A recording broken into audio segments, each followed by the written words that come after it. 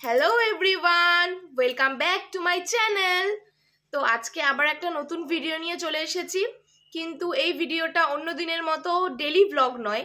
আমি আজকে শেয়ার করব যে আমার প্রেগনেন্সির টাইমে আমি যেরকম মোটা ছিলাম, আমার ওয়েট 15 কেজি গেইন হয়েছিল ওয়েট। তো তার থেকে আমি কি করে একটু একটু করে কমিয়ে আনছি, আমার ডায়েটটা আমি তোমাদের সাথে আজকে শেয়ার করব। প্রেগনেন্সির সময় থেকে আফটার প্রেগনেন্সি মানে ওয়েট গেইন হওয়াটা এটা একটা স্বাভাবিক ব্যাপার। তো আমারও হয়েছে, কিন্তু আস্তে আস্তে তো ওয়েটটাকে কন্ট্রোলে আনতে হবে না। তাই জন্য আমি যে ধরনের খাবার খাই সকাল থেকে রাত পর্যন্ত, আজকে তোমাদের সাথে আমি সেটাই শেয়ার করব, শুধু খাবারগুলো। আমার বিয়ের আগের থেকে আমি সকালবেলা যদি 1 মগ জল না খাই তো আমার দিনটা শুরু হয় না। তো এখনো এটা আমি কিন্তু যখন প্রেগনেন্ট ছিলাম তখন না সেই জিনিসটা সকাল সকাল পারতাম না, মানে আমার বমি উঠে আসতো। তো মনা হওয়ার পর থেকে আমি আবার স্টার্ট করেছি জল খাওয়া। তো আমি এই বাড়িতে থাকি, এই মগটা হচ্ছে আমার ফেভারিট মগ। মানে আমার বিয়ের 3-4 বছর আগের থেকে আমি এই মগটা করে জল খাই। মগটাকে আমি মানে কাউকে ধরতেই দিই না, এটা আমার মগ। এখানে আমি আসলে এই মগটা মা বের করে দেয়, আমি এটার মধ্যে করে প্রত্যেকদিন সকালবেলা জল খাই। তো আমি এখন এই মগটার থেকে জল খাবো, তারপরে কি খাই চলো তোমাদের দেখাই।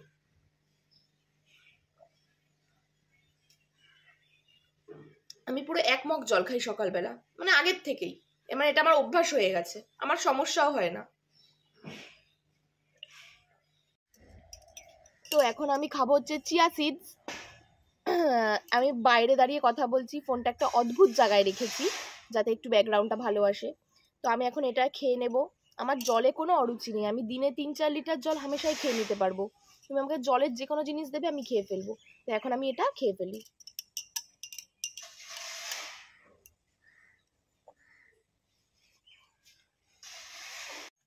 তো আমার চিয়া সিড খাওয়া হয়ে গেছে। তো এবার এখন একটু চা খেয়ে নেব। আমার চা খাওয়ার অভ্যাসটা ছিল না, ঠিক আছে। এই বাড়িতে বাবি হওয়ার পর থেকে, যখন থেকে এই বাড়িতে এসেছি, মা সকালে বিকালে চা খাইয়ে খাইয়ে আমার চা খাওয়ার অভ্যাস করিয়ে দিয়েছে। আমি লিকার চা খাই, আমি দুধ চা একদম পছন্দ করি না। তো এখন আমি চাটা খেয়ে নিই, তার সাথে দেখি সকালবেলা বোন এই যে কি বিস্কুট, হ্যাপি হ্যাপি বিস্কুট। মানে চায়ের সাথে যখন যেরকম বিস্কুট থাকে আমি সেটা খাই। এটা না খেলে দেখি এখন আর ভাল লাগে না, নেশা হয়ে গেছে কেমন একটা খাই। ঠিক আছে, তোমাদের সাথে আবার পরের খাবারের সময় কথা হচ্ছে। দেখো আমি কোথায় দাঁড়িয়ে আছি, আমার এরকম কোনা কুনো খুব পছন্দ, এসব জায়গায় আমি দাঁড়িয়ে থাকি সবসময়। তো এখন হচ্ছে ব্রেকফাস্ট করব। ব্রেকফাস্টে আজকে মাকে বললাম আমি ওটস আর ডিম সিদ্ধ খেয়ে নেব, মানে আমার একটা যাতা হলেই হলো, আমার কোনো ব্যাপার না। তো এটা একটু হেলদি আছে তাই এটা খেয়ে নেব। অন্যদিন ওটস দিয়ে বিভিন্ন রকম কিছু বানাই, আমি ওটসের চিল্লা, তারপর হচ্ছে উপমা, আমি অনেক অনেক রকমই বানাই সকালবেলা। তো ওইসবই খাই। আজকে ওটস আর ডিম সিদ্ধ খেয়ে নেব। ওটসটাকে গরম জল দিয়ে গুলেই খেয়ে নেব, আমার কোনো ব্যাপার না। মেরে জैसे তো মিলেঙ্গে মিলেঙ্গে হাম नहीं, না না না না না না না না। আমি সারাদিন এরকম গান করতে থাকি, আমি চুপচাপ থাকি না।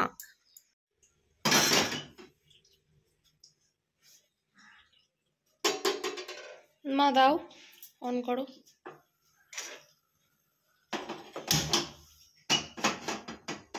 দেখো ওটসটাকে না গরম জল দিয়ে আমি, মানে কাঁচা ওটসের মধ্যে একটু উষ্ণ উষ্ণ গরম জল ঢেলে দিয়েছি, আর এরকম থিকনেস হয়ে গেছে। তো এটাই আমি ডিম সিদ্ধ দিয়ে খেয়ে নেব।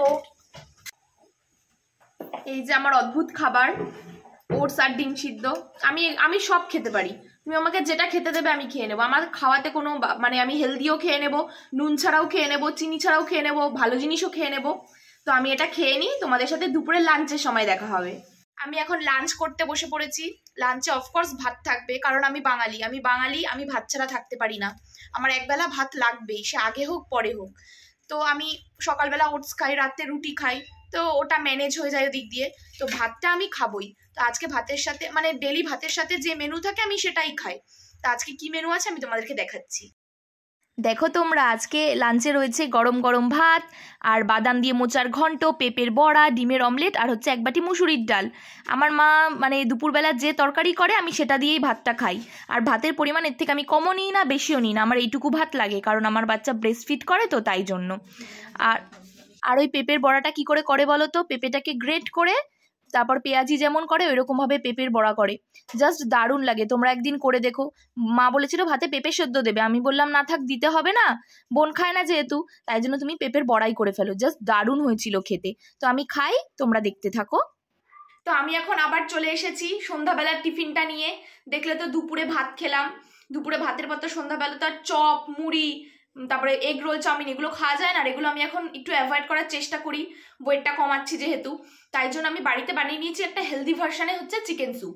চিকেন স্যুপ মানে শীতের সন্ধ্যায় চিকেন স্যুপ হলে তো আর কোনো মানে কথাই নেই। আমার খুব ভালো লাগে। দোকানে যে মোমোর সাথে চিকেন স্যুপ দেয় না, আমি তো চেয়ে চেয়ে খাই। তাই জন্য বাড়িতে বানিয়ে নিচ্ছি, ওয়েট তোমাদের দেখাচ্ছি। ঠান্ডা ঠান্ডা লাগছে, গায়ে একটা চাদর দিয়ে নিয়েছি, আর শীতের সন্ধ্যায় চিকেন স্যুপ মানে তো কোনো কথাই নেই। তো আমি চিকেন স্যুপটা এনজয় করি, তোমাদের সাথে দেখা হবে রাতে একেবারে ডিনারের সময়।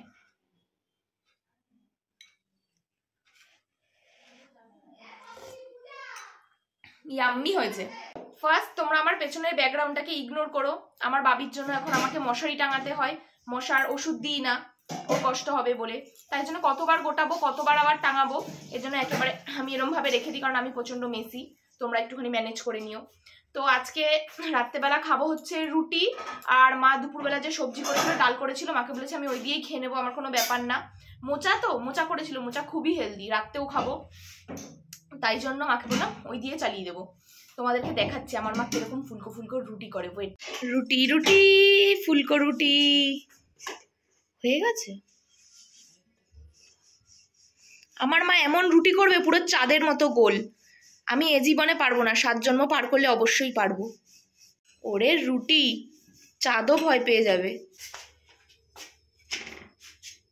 তোমরা শুধু দেখো রুটিটা কেমন ফোলে। ফুলবেই, তোমার হাতে রুটি আবার ফুলবে না?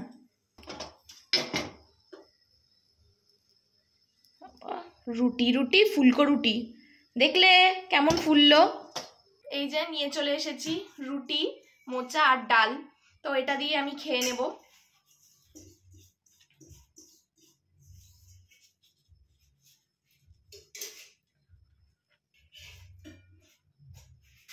আমি খেয়ে নিই, তোমাদের সাথে পরে কথা বলছি। আজকের ভিডিওটা এন্ড করছি আমার বাবি সোনাকে কোলে নিয়ে, আর ও তো চাদর খেয়ে ফেলছে।